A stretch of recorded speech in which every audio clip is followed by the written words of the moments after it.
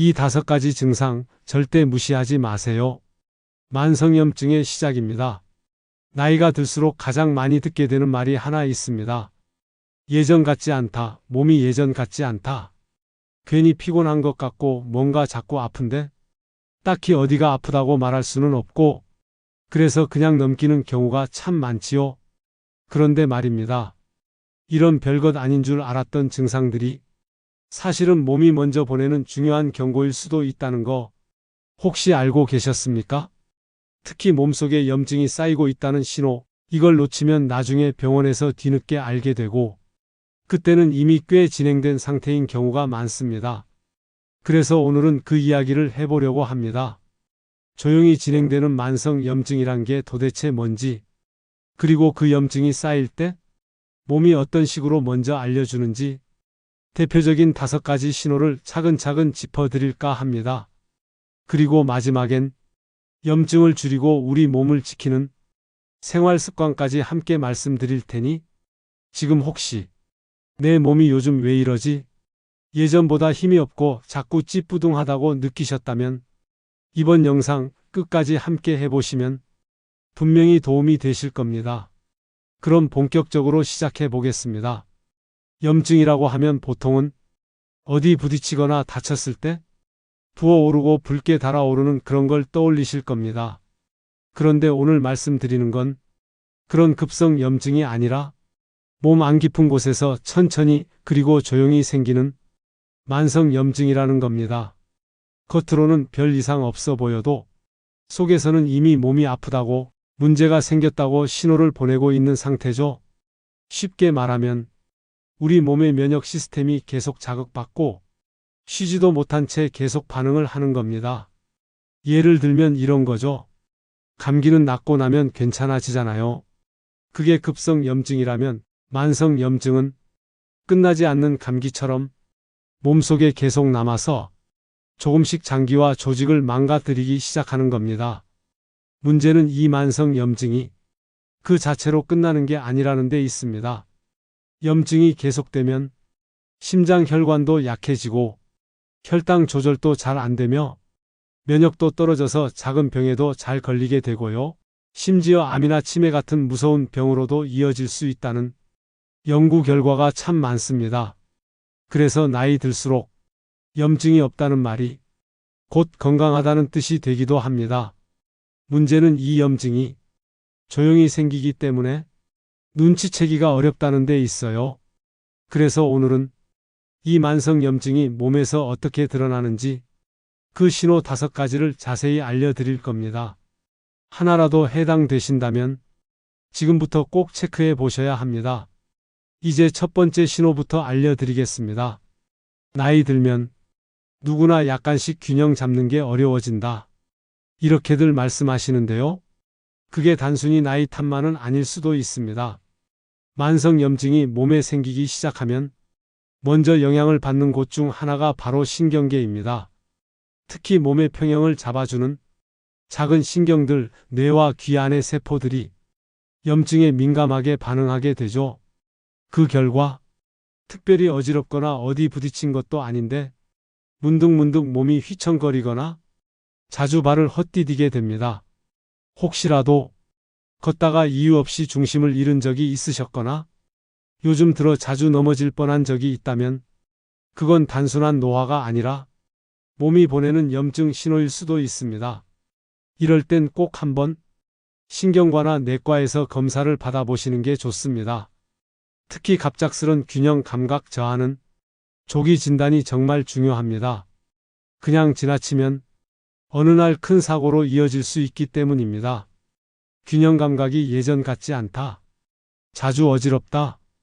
자꾸 넘어질 뻔한다. 이런 변화가 느껴지신다면 꼭 기억해 두셔야 합니다. 이제 2번째 신호로 넘어가겠습니다. 몸이 밖으로 보내는 가장 눈에 띄는 신호, 바로 피부 이야기입니다. 사람 얼굴이나 피부는요, 속이 안 좋으면 가장 먼저 드러나는 곳입니다. 몸속에 염증이 생기고 면역 체계가 불안해지면 그 신호가 피부로 먼저 올라오는 경우가 많습니다. 요즘 들어서 갑자기 얼굴에 뾰루지가 자주 난다든가 목이나 팔, 등 같은 곳이 자꾸 가렵고 붉어진다. 이런 증상 겪어보신 적 있으신가요? 예전엔 그런 적 없었는데 이유 없이 피부 트러블이 잦아졌다면 그건 피부의 문제가 아니라 몸 안 어딘가에 염증이 생겼다는 신호일 수 있습니다. 특히 건선, 아토피처럼 반복적으로 재발하는 피부염은 피부만의 문제가 아니라 장이나 간 같은 내장의 염증과 연결돼 있을 수 있습니다. 또 피부가 자꾸 붉어지거나 가렵고 따갑고 습진처럼 번지는 증상이 있으면 절대 대수롭게 넘기시면 안 됩니다. 겉으로 보기에는 작은 문제처럼 보여도 그 아래에는 이미 면역계가 흔들리고 있다는 작은 경고가 숨어 있는 겁니다. 피부는 우리 몸이 겉으로 보낼 수 있는 가장 솔직한 경고등입니다. 혹시 요즘 피부가 자주 뒤집힌다, 습진처럼 계속 번진다, 이런 일이 반복되신다면 염증 상태를 의심해 보시고 꼭 병원에서 확인받아 보시는 걸 권해드립니다. 다음은 세 번째 신호입니다. 우리 몸에서 매일 사용하는 곳이자 염증에 가장 민감한 곳이기도 한 관절과 근육 이야기입니다. 나이가 들면 여기저기 뻐근한 데가 생기는 건 당연한 일 아니냐? 이렇게 생각하시는 분들 많으시지요. 근데요, 예전보다 훨씬 자주 그리고 이유 없이 무릎이나 어깨, 손가락 관절이 아프다, 허리나 다리가 욱신거리며 당긴다, 이런 증상이 반복되신다면 그건 단순한 노화가 아니라 몸속 염증이 관절에 작용하고 있다는 신호일 수 있습니다. 특히 아침에 일어났을 때 손가락이 굳은 것처럼 뻣뻣하고 잘 안 움직인다, 걷기 전부터 무릎이 찌뿌듯하고 시큰거린다, 이런 느낌이 있다면 염증성 관절염을 의심해 보셔야 합니다. 또 하나 조심하셔야 할 게, 이 통증이 단순히 피로에서 오는 통증이 아니라 염증이 근육이나 인대 조직을 자극하면서 생기는 만성 통증이라는 점입니다. 이럴 때 억지로 스트레칭만 하거나 파스 붙이는 식으로 넘기시면 오히려 관절을 더 자극할 수 있습니다. 가장 중요한 건 이런 통증이 지속적으로 반복되는지, 이유 없이 자주 나타나는지를 체크해 보는 겁니다. 몸이 보내는 경고는 절대 괜히 오는 게 아닙니다. 한 번씩 지나가는 통증이 아니라 자주 반복되고 일상에 불편을 줄 정도라면 그건 몸 안에 염증이 누적되고 있다는 신호일 수 있습니다. 특히 관절염 가족력이 있으신 분들, 예전에 류머티즘 진단을 받은 적 있으신 분들은 꼭 정기적으로 검진 받아보시고 염증 수치를 한번 체크해 보시는 걸 추천드립니다. 다음은 네 번째 신호입니다. 몸의 깊은 속, 장과 소화기에서 오는 변화에 대해 이야기 나눠 보겠습니다. 우리 나이쯤 되면 식사 후에 속이 더부룩하다거나 밥을 먹고도 자꾸 트림이 나온다, 이런 일 누구나 한 번쯤은 겪어보셨을 겁니다. 그런데 문제는요, 이런 증상이 거의 매일 별다르게 기름지거나 과식한 것도 아닌데 자꾸 반복된다는 데 있습니다. 아무 이유 없이 속이 자꾸 더부룩하고 소화가 안 되는 느낌, 위에 뭔가 걸린 것처럼 불편하고 배가 잔뜩 찬 듯한 느낌, 이런 것들이 자주 느껴진다면 단순한 소화 불량이 아닐 수 있습니다.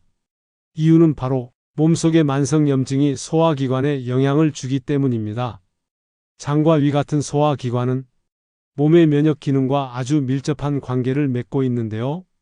염증 수치가 높아지면 이 장의 기능이 떨어지고 음식을 제대로 분해하거나 흡수하지 못하게 됩니다. 그러면 자연스럽게 소화불량, 복부팽만, 잦은 트림, 속쓰림 같은 증상으로 나타나는 거지요. 게다가 장은 우리 몸의 면역세포 대부분이 활동하는 기관입니다. 그래서 장이 약해지면 면역력까지 함께 떨어지는 악순환으로 이어지게 됩니다. 속이 안 좋다고 해서 소화제만 드시는 분들 많으신데요. 그건 일시적인 진정일 뿐 근본적인 염증 원인을 해결하지 않으면 반복될 수밖에 없습니다.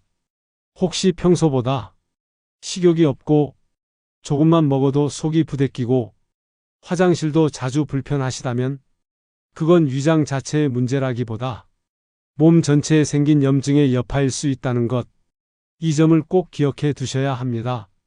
다음은 마지막 다섯 번째 신호입니다. 생각보다 많은 분들이 지나치고 계시는 부분인데요. 바로 잇몸의 상태입니다. 나이가 들면 이가 시리고 잇몸이 약해지는 건 당연한 일이라고들 하시지요. 그런데 말입니다. 그 변화가 단순한 노화의 결과가 아니라 몸속 깊은 곳에서 올라온 염증의 신호일 수도 있다는 사실 혹시 알고 계셨습니까? 요즘 따라 양치할 때마다 잇몸에서 피가 난다. 이가 흔들리는 것 같고 입안이 자꾸 마르거나 입냄새가 쉽게 난다. 이런 변화가 있다면 그저 칫솔질 부족이나 치과 문제라고만 보시면 안 됩니다. 몸속에 만성염증이 쌓이게 되면 면역력이 점점 떨어지게 됩니다. 그럴수록 가장 먼저 영향을 받는 곳이 바로 잇몸과 입안의 조직입니다. 염증 수치가 높아지면 잇몸에 미세한 상처가 생기고 그 상처가 잘 낫지 않으며 세균이 쉽게 번지게 됩니다. 그리고 이 과정에서 치주염, 잇몸 염증, 구내염, 심지어는 치아 손실까지도 이어질 수 있습니다. 잇몸이 약해졌다는 건 사실은 우리 몸 전체의 방어력이 약해졌다는 증거입니다. 무엇보다 중요한 건 입안은 소화기관의 시작이라는 점입니다. 입이 건강해야 위도 건강하고 잇몸이 튼튼해야 영양 흡수도 제대로 이루어집니다. 입안이 자주 헐고 잇몸이 붓고 치아 주변이 자꾸 염증이 생긴다면 그건 단순한 구강 문제가 아니라 몸속 염증이 나 지금 이렇게 아프다 하고 보내는 외침일 수 있습니다. 이럴 땐 단순히 치과만 다니실 게 아니라 몸 전체의 염증 수치를 관리해야 한다는 신호로 받아들이시는 게 가장 현명한 방법입니다. 지금까지 말씀드린 5가지 신호 하나하나만 보면 그저 일상에서 흔히 겪는 증상 같지요. 그런데 이 증상들이 계속 반복되거나 동시에 겹친다면 그건 단순한 노화나 피로가 아니라 몸속에 만성 염증이 쌓여가고 있다는 경고일 수 있습니다. 염증은 조용합니다. 소리 없이 몸 안에서 퍼지고 그게 쌓이면 어느 날 갑자기 큰 병으로 드러나지요. 그래서 미리 알아차리고 생활 속에서 줄여가는 습관이 무엇보다 중요합니다. 첫째는 식사입니다. 염증을 줄이기 위해선 과한 기름진 음식, 정제된 밀가루, 설탕이 많이 들어간 가공식품은 줄이시고 채소, 생선, 견과류, 통곡물, 올리브유 같이 몸을 맑게 해주는 음식을 챙겨 드셔야 합니다. 특히 브로콜리, 토마토, 생강, 마늘 같은 식품은 염증을 낮추는 데 도움을 줍니다. 둘째는 걷기입니다. 하루에 20분만이라도 천천히 걷는 습관을 들이시길 바랍니다. 혈액순환이 좋아지고 몸속에 고여있던 염증 물질이 자연스럽게 빠져나가는데 운동만큼 좋은 약도 없습니다. 셋째는 수면과 스트레스 관리입니다. 잠을 제대로 못 자면 염증 수치가 올라갑니다.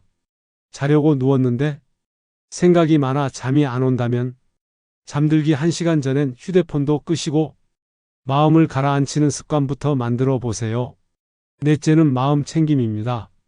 몸이 보내는 사소한 신호들을 그냥 넘기지 말고 한 번 더 귀 기울이는 습관. 요즘 왜 이렇게 가렵지? 입안이 자꾸 헐래? 소화가 안 되는 게 왜 이렇지? 이런 작은 의문에서 건강을 지키는 길이 시작됩니다.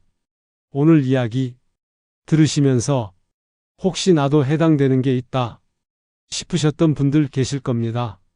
염증은 피곤해서 그런가 보다 하고 넘기기엔 너무 조용하고 너무 무서운 병의 시작일 수 있습니다. 건강은 거창한 치료보다 작은 이상을 알아차리는 지혜에서 시작됩니다.